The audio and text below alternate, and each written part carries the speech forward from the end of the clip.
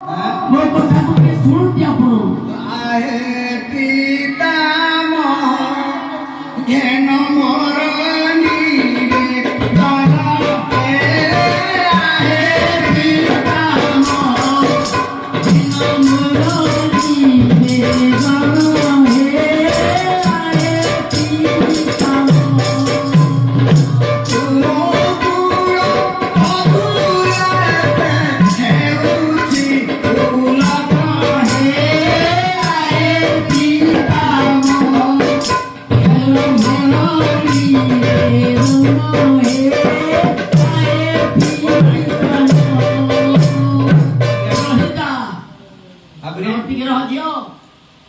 ନାହାନ୍ତି କହିକି ଯା କୋଉଥିରେ ପାଠ ପଢୁ ତାକୁ ଭଲ କେମିତି ଆଶୀର୍ବାଦ ଦିଅ ତାର ବିଦ୍ୟାପତି କେମିତି ଭଲ କି ନବ ତାକୁ ବୁଢା ଭଲ ଦିଅ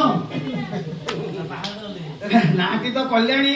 ହଁ କଲ୍ୟାଣ ଭଲ କେମିତି କରିଛ ଟିକେ ଆଉ ଆମ ହାତରେ କଣ ଅଛି? ସେ ଉପର ବାଲା ହାତରେ। ହଉ ହଉ ହଉ ପ୍ରଭୁ ହଉ ହଉ ବ୍ରଜେ ପ୍ରସିଦ୍ଧ ନବନୀତ ବ୍ରଜାଙ୍ଗନ ଦୁକୁଳ ପିତୌରୌ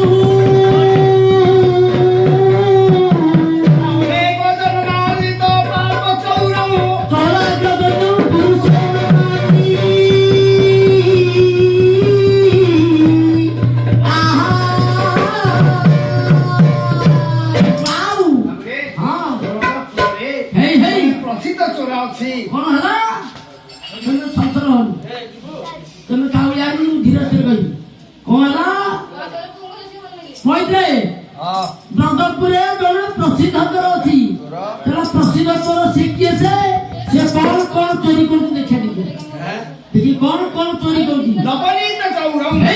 लहुनी चोरी कर कौन करती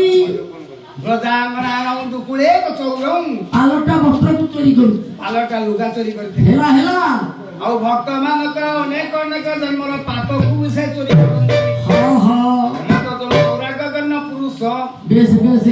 सुंदर चिंतामणि पुरुष नंदनंदन भगवान कृष्ण पवित्र दरबार विराजमान करी सर्वप्रथमे कल्याणी की कल्याण करंतु सारा चला पथर कुसुमित वृष्टि करबा संगे संगे आयु विद्या बुद्धि बल समस्त प्रदान करबा संगे हृदय हरि भक्ति हरि प्रेम जागृत करबा संगे संगे आत्म को प्रकाश करबा संगे संगे भक्त समस्त का मंगल ध्यान करंतु आनंद कोबार हरि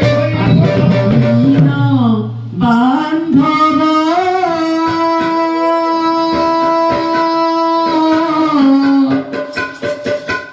मते आपनर हरिया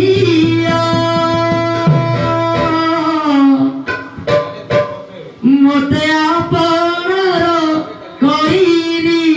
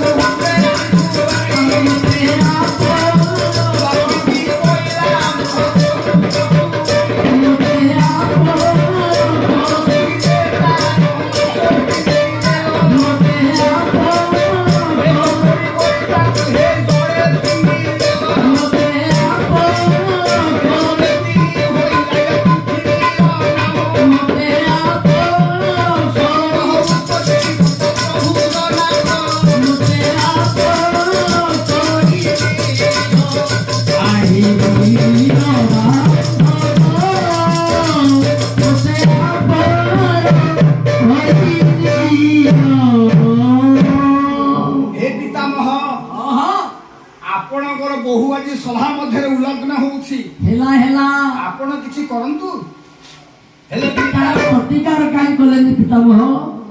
ପିତାମହ ଭୀଷ୍ମ ଆଜ୍ଞା ନିରୁତ୍ତର ରହିଗଲେ। କାହିଁକି ଏ କଥା ମୁଁ କହୁଛି, ଯିଏ ଆଜ୍ଞା ପର ଅନ୍ନରେ ପ୍ରତିପାଳିତ ହେଲା ହେଲା ସେ ତାର ସ୍ୱାଧୀନତାକୁ ଆଜ୍ଞା ହରେଇ ଦବ। ହେଲା ହେଲା ପିତାମହ ପର ଅନ୍ନରେ ପ୍ରତିପାଳିତ ହେଇ ହେଇ ଆଜ୍ଞା ଆଜି ମୁହଁ ଖୋଲି ନାହିଁ। ଆଜ୍ଞା ତିନିଟା କର୍ମରେ ମଣିଷ ବନ୍ଧା। ଆପଣ ମାନେ ଟିକେ ଲକ୍ଷ୍ୟ କରନ୍ତୁ। ପିତାମହ ଭୀଷ୍ମ ଆଜ୍ଞା ଗୋଟିଏ କର୍ମ ହେଲା କୃତକର୍ମ। ଆଜ୍ଞା ତିନିଟା କର୍ମ କଣ? ଗୋଟିଏ କର୍ମ ଆଜ୍ଞା ହେଲା କୃତକର୍ମ ହେଲା, ଆଉ ଗୋଟିଏ କର୍ମ ହେଲା ଆଜ୍ଞା କାୟିକ କର୍ମ, ଆଉ ଗୋଟିଏ କର୍ମ ଆଜ୍ଞା ହେଲା ଅନୁମୋଦିତ କର୍ମ। ଏ ତିନିଟା କର୍ମ ଭିତରେ ପିତାମହ ଭୀଷ୍ମ ଆଜ୍ଞା ନିଜେ ଦ୍ରୌପଦୀକୁ ଉଲ୍ଲଗ୍ନ କରିନାହାନ୍ତି। ଗୋଟିଏ କର୍ମ ଗଲା। ଦ୍ୱିତୀୟ କର୍ମ ଆଜ୍ଞା କାଳିକା କର୍ମ ହେଲା, କାହାକୁ ମଧ୍ୟ ଆଦେଶ ଦେଇନାହାନ୍ତି ଯେ ତମେ ଦ୍ରୌପଦୀ ଉଲ୍ଲଗ୍ନ କର ବୋଲି। ଦୁଃଶାକୁଟିର ଦୁର୍ଯୋଧନ କହିନାହାନ୍ତି ଦ୍ରୌପଦୀ ଉଲ୍ଲଗ୍ନ କର। ନାଇଁ ନାଇଁ। ତୃତୀୟ କର୍ମ ଅନୁମୋଦିତ କର୍ମ ହେଲା ହେଲା ଶକ୍ତି ସାମର୍ଥ୍ୟ ଥିବା ବେଳେ ଯେତେବେଳେ ସଭା ଭିତରେ କୁଳକୁ ଉଲ୍ଲଗ୍ନ ହେଉଛି ହେଲା ହେଲା ଚାହିଁଥିଲେ ପିତାମହ ଏଭଳି ଅନ୍ୟାୟକୁ ରୋକି ପାରିଥାନ୍ତେ, ହେଲେ ପାରିଲେନି। ଶକ୍ତି ସାମର୍ଥ୍ୟ ଥିଲା ବେଳେ ମୁହଁକୁ ପୋତି ଦେଲେ। ଇଏ ହେଲା ଆଜ୍ଞା ଅନୁମୋଦିତ କର୍ମ। ଦୁର୍ଯୋଧନ ଅନ୍ନରେ ପ୍ରତିପାଳିତ ହେଇଛନ୍ତି। ତେଣୁ ହେଲା କଣ? ହେଲା କର୍ମଫଳ କାହାକୁ ଛାଡେ ନାହିଁ। ବାସେ ବାସେ ଆପଣ ମାନଙ୍କର ଚିଲିକା କବି କହିଲେ କି ଡକ୍ଟର ମାୟାଧର ମାନସିଂହ କଣ କହିଲେ? ମନୁଷ୍ୟ ମାତ୍ର ପରମରଥ ଫଳ ଈଶ୍ୱର ହାତରେ। ଆରେ ଫଳ ଈଶ୍ୱର ହାତରେ, ଆରେ ଭଲ ଫଳ ଈଶ୍ୱର ହାତରେ।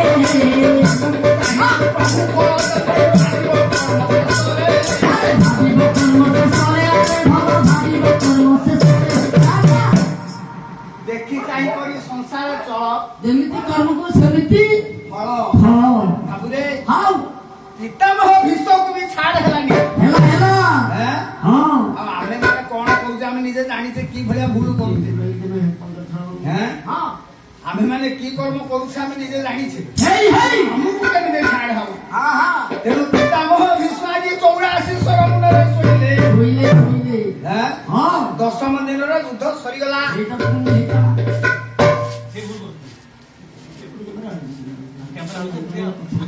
ଦଶମ ଦିନର ଯୁଦ୍ଧ ଆଜ୍ଞା ସରିଗଲା। ଯେତେବେଳେ ଦଶମ ଦିନର ଯୁଦ୍ଧ ସରିଯାଇଛି 10 ଦିନର ପ୍ରାନ୍ତରୁ ପିତାମହ ଗୁରୁ ଦ୍ରୋଣକୁ ଆଜ୍ଞା ରଥି କରେଇ ଦେଲେ। ଗୁରୁ ଦ୍ରୋଣକୁ ରଥି କରେଇଦେଲେ। ହେଲା କଣ? ଦ୍ରୋଣ ଆଜ୍ଞା 5 ଦିନ ଯୁଦ୍ଧ କଲେ। 5 ଦିନ ଯୁଦ୍ଧ ଆଜ୍ଞା 4 ଦିନ ଯୁଦ୍ଧ ସରିଗଲା। ଯୁଦ୍ଧର ଗୋଟେ ନୀତି ନିୟମ ଅଛି। ସୂର୍ଯ୍ୟ ଉଦୟ ବେଳୁ ଆଜ୍ଞା ଯୁଦ୍ଧ ଆରମ୍ଭ ହବ, ସୂର୍ଯ୍ୟ ଅସ୍ତ ହେଲେ ଯୁଦ୍ଧ ସ୍ଥଗିତ ରହିବ। କିନ୍ତୁ ସେ ଦିନ ଗୁରୁ ଦ୍ରୋଣ ଆଉ ସ୍ଥଗିତ ରଖିଲେନି ଯୁଦ୍ଧ। କାହିଁକି? ଦିନ ରାତି ଚାଲିଲା। ଯୁଦ୍ଧ କୋଉ ଦିନ? ପଞ୍ଚମ ଦିନ ଯୁଦ୍ଧ। ଯୁଦ୍ଧ ଆଜ୍ଞା ଦ୍ରୋଣଙ୍କର ପଞ୍ଚମ ଦିନ ଯୁଦ୍ଧ। ସେଦିନ ଯୁଦ୍ଧ ଅସ୍ୱସ୍ତି ମା ହସ୍ତି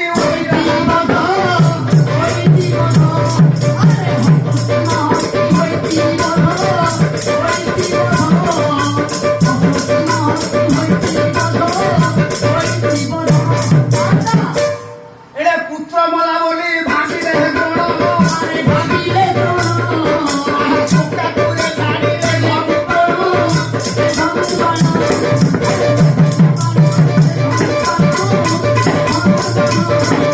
Hey!